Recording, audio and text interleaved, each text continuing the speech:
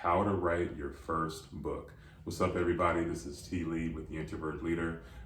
This is a very important topic. You may be out there and you may be an aspiring author, somebody that has a story or something to get out to the world. And so in this video, we're going to cover 5 tips for how to write your first book, all right? And make sure to listen to the entire video, because at the end, I'm going to be giving some exciting news about my upcoming debut book, Quiet Voice Fearless Leader, 10 Principles for Introverts to Awaken the Leader Inside, all right? So let's get into the video, get into the content. So I'm currently in the journey right now. So this is my first book that I'll be releasing, and it's been an amazing experience, and there's so much that I've learned. I've made a lot of mistakes. I feel like some things I've done well and they've gone right, but I wanted to just get into specifically the first part of the journey, which is writing your book. So how do you take your thoughts and your thoughts turn to something real and tangible? So that's what we're going to be covering today, all right? So the first tip is to start with the end in mind. This is so critical. You don't want to start writing your book without thinking about, what do you want people to get out of your book? What is the result that after someone reads your book, they're going to get? You know, when they pick up that book, whether it's print, ebook, audio, they're listening to it, whatever the format is, they need to leave with something different. Something needs to have changed in them, or, you know, something needs to be awakened, right? And by the way, I'm specifically more in the nonfiction realm. So, you know, fiction is a little different. Nonfiction is what I focused on for my book. And so if you're a fiction author, some of these tips may be a little bit different. But if you're nonfiction, you have some tips or some advice or something you're looking to get into the world, you want to start with, what is the end goal for your book? What do you want people to get out of it? Okay, so start there first, write that down, focus on that first. Once you have your end goal, you want to create your outline. So what is the outline of your book? So how many chapters is it going to be? Within each chapter, what is the theme? What is the takeaway, right? There needs to be a very concrete way the book flows. I've read some books in the past where thoughts are a little bit all over the place, right? The best books that I've read, they have a consistent theme. They have a consistent takeaway at the end of each chapter, or something specific that I get out of each chapter.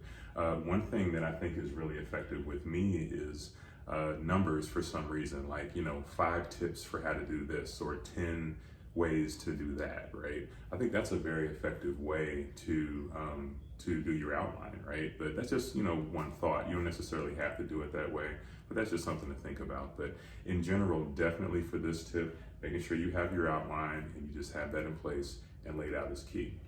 And third is to have a consistent goal for your writing. This is huge. This is so huge. The reason that so many people want to write a book and they don't finish is they don't have a consistent goal. So it doesn't have to be where, hey, I'm going to write my book in 2 weeks, right? That may not be realistic for you. We all have lives. We have things that happen. You know, life gets busy. Maybe it's saying, hey, I'm going to write 1 page a day. I'm going to write 3 pages a day. I'm going to write a chapter a week. I mean, whatever it is for you, you know, you have to know yourself and your schedule and what works. But during these times, it's very key. There need to be no distractions. You need to be by yourself with your thoughts, you know, with your laptop, whatever tool you're using to write your book. It needs to be no distractions, and you have to have a consistent method for doing it. One of the things that I did is I had a set time during the days where that was my writing time.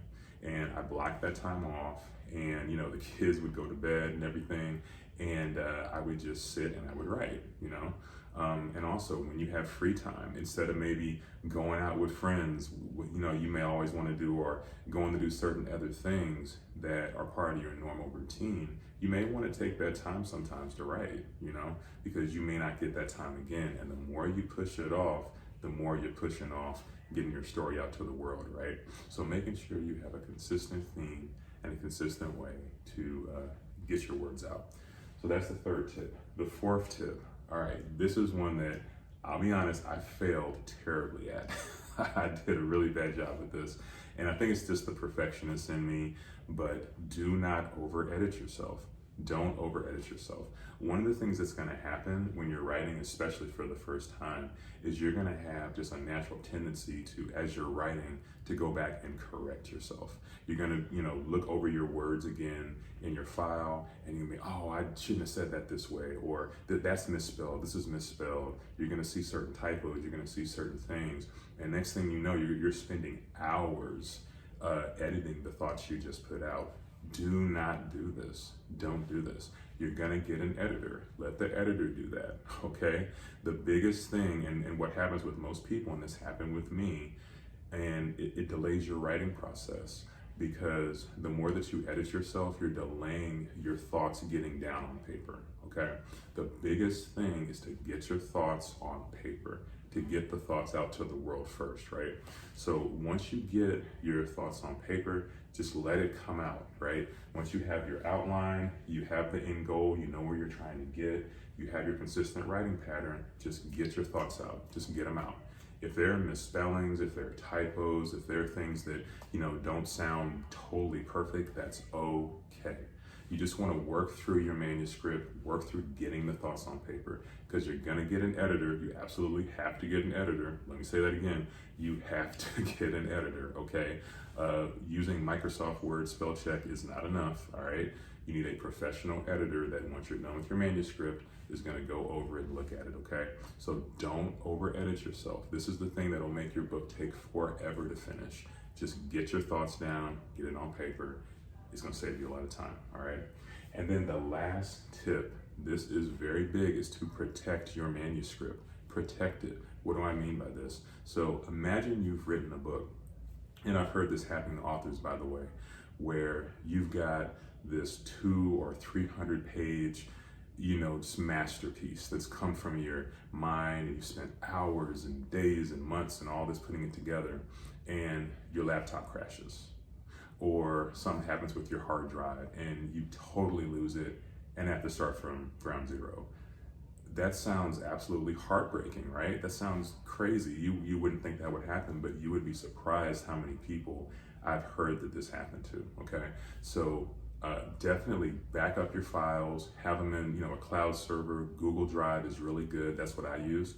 I have all of my files on a Google Drive, so in the event that something were to happen to my laptop, my manuscript is protected, I have it, and all that is good to go.